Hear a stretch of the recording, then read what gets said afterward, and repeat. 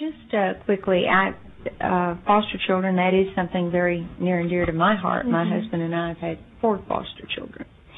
And that is an area that we've just got to take care of. How closely do you work with the private agencies and the churches and synagogues and that type of thing? It really disturbed me. I had not heard about the children that were needing to stay in your office. I don't care if it is just 12 children. It's 12 too many to need to stay in an office prior to placement.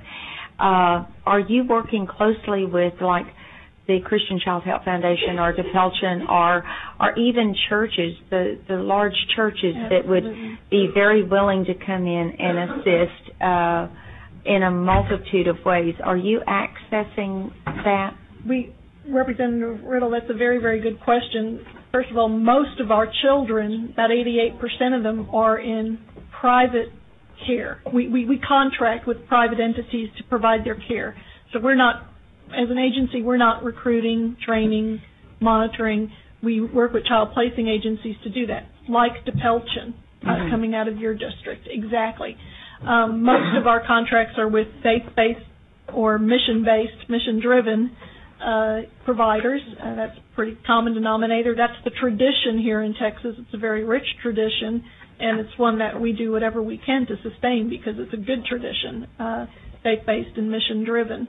In terms of working with churches, yes, we do. In fact, last fall I did an event with Focus on the Family out of Denver to do a very, very large church recruitment effort in the Dallas area.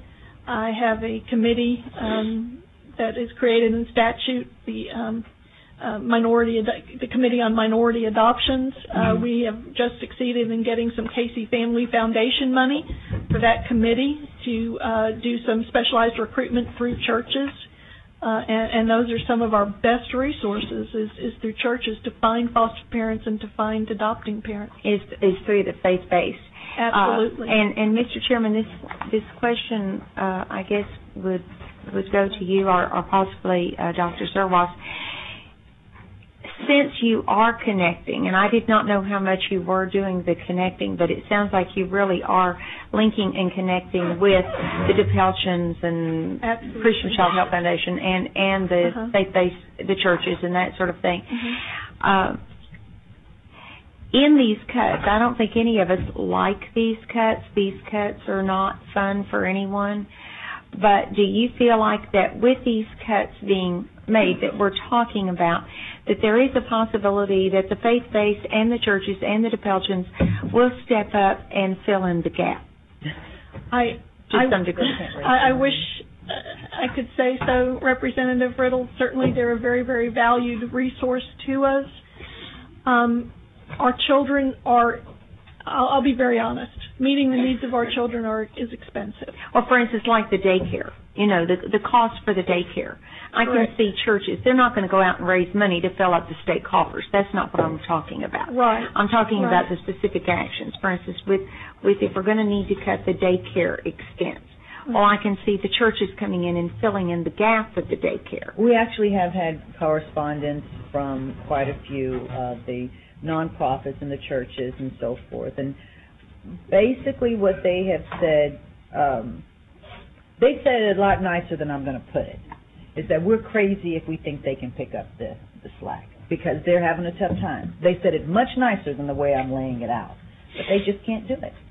They have stretched themselves so thin in trying to assist. They will continue to do what they can do and do more, but with the cuts, they're having just as tough a time raising funds to be able to assist. Well, I was just thinking that, like the parishioners and folks within the church on various things that would be more than willing to step in. With the kids, what we have to keep in mind is that these kids with the state are very special needs. Not only that, but the state has to do an investigation on any of them who will come in contact with them. Yeah. And so we can't just leave them at 7-Eleven.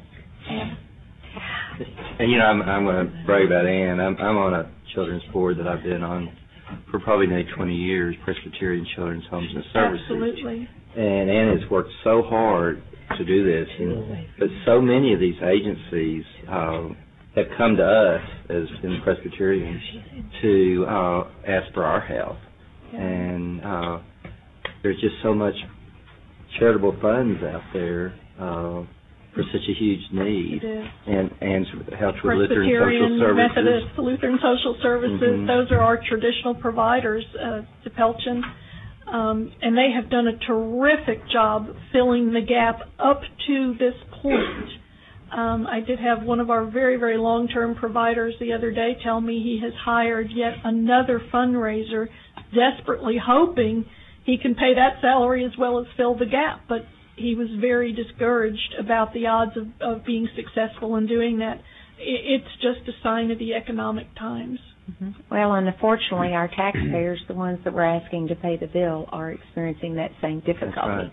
So it's not as if we have a pot of money that we can just go to and put our hands in, because the pockets of the taxpayers are getting a little empty too. So I'm just looking for other alternatives. I understand, and by all means, we'll continue to work with faith-based churches and organizations.